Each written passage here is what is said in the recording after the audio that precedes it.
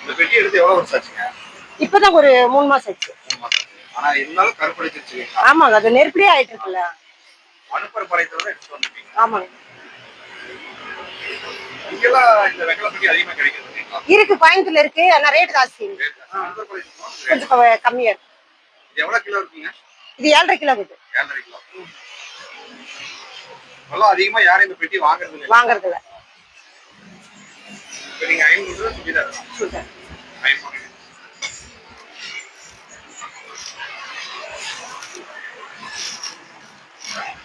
பாரம்பரியமான ஒரு முறையில அயன் பண்ண முடியாதுன்னா இந்த பெட்டி தாங்க.